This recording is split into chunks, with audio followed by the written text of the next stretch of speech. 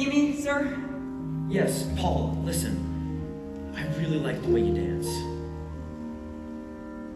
No, I mean it, so I figured we'd try this again. First of all, if you're gonna change your name, why go from a Puerto Rican one to an Italian one? Well, because I don't look it. You know, people are always saying, you don't look Puerto Rican. You do not look Puerto Rican. But I am. So you figured you looked Italian? No. I just wanted to be somebody new. So I became Paul San Marco. Why did you want to become someone new? Well, I'm not exactly proud of my past. Who is? But that's what the word means, Paul. Past. Well, that might be easy for you to say, but for me, I Wait, look. What made you start dancing anyways? Your parents? No. What do Puerto Ricans know about theater? But my dad loved movies, and he would take us all the time. Yeah, he worked days, so he'd come home at night and take us to 42nd Street. We'd go in one movie and out into another and another. You know, I don't really know why, but I always loved the movie musicals. How old were you? 7 or 8. On 42nd Street? Yeah. It was a trip. Well, listen, Paul, if this is too difficult for you, I have your picture and resume. No. Okay. Well, from watching all those movie musicals, I used to dance around in the street, and I would get caught all the time. God, that was so embarrassing. And I was always being Jennifer Lopez. But I don't really understand because I always wanted to be an actor. I mean, I wanted to perform. Once my cousin said to me, "You will never be an actor."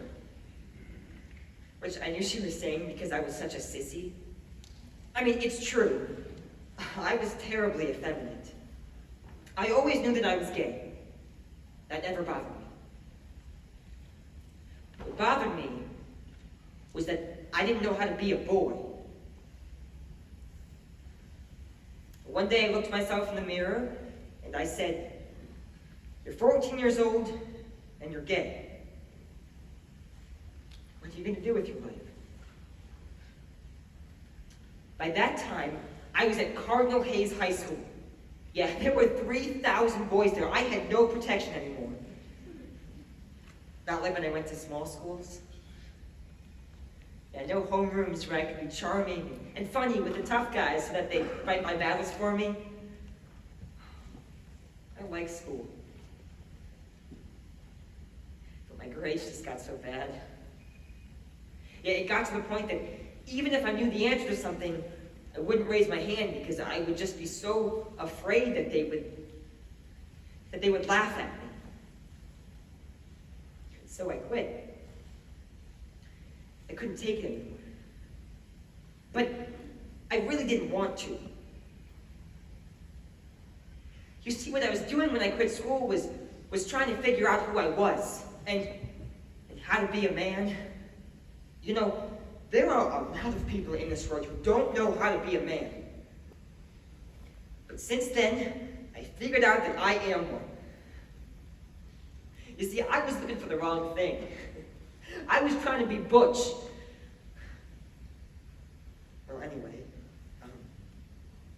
one day I heard that they were looking for male dancers at the Jewel Box Review.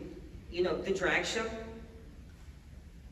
And from all those years of pretending that I was J-Lo, I had developed this beautiful extension. And so I went down to audition, and they said, "You're too short to be a boy. Would you like to be a pony?" And I said, "What's that?" And they said, "A girl." What do I have to do? Show us your legs. But I have hair on my legs. That's okay. Come with us. And they took me up these stairs, and they took off my dungarees and put on a super tight pair of nylon stockings and high heels. It was freaky. it was incredible. And they said to me, "Wow, you have fabulous legs." And I said, "Really? Terrific." Now, I was only 16 then, so of course I hid it all from my parents. But I was finally in show business. It wasn't anything to brag about, I know.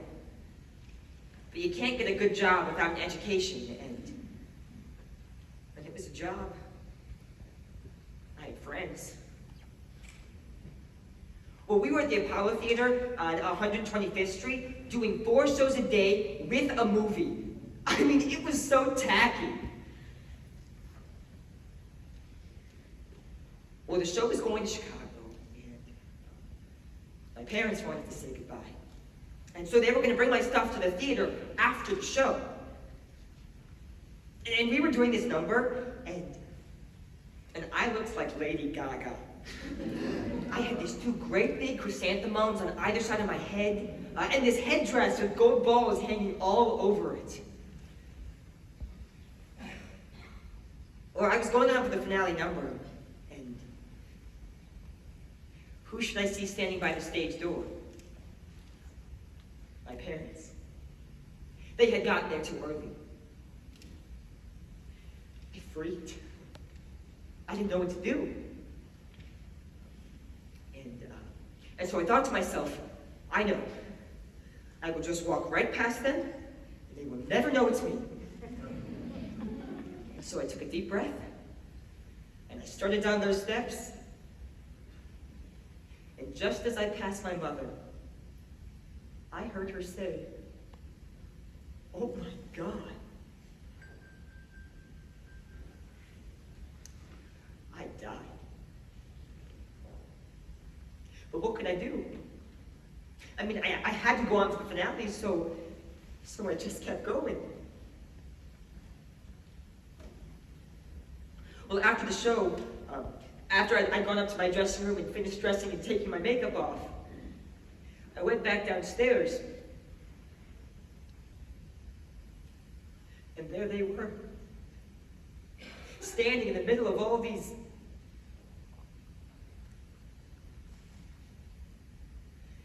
And my mother looked at me, and she said, "Please write. Make sure you eat. And take care of yourself." And just before my parents left, my father turned to the producer, and he said, "Take care of my son." Well, that was the first time he'd ever caught me that. And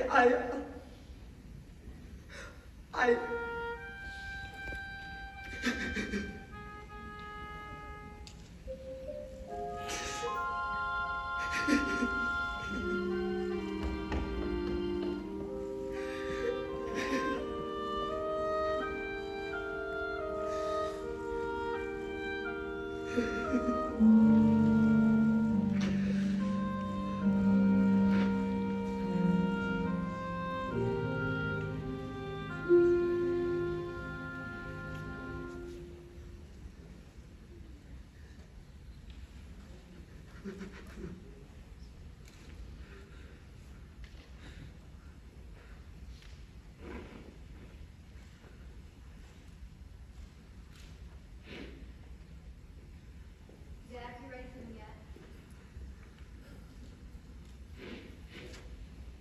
Promise. I'm gonna cast you.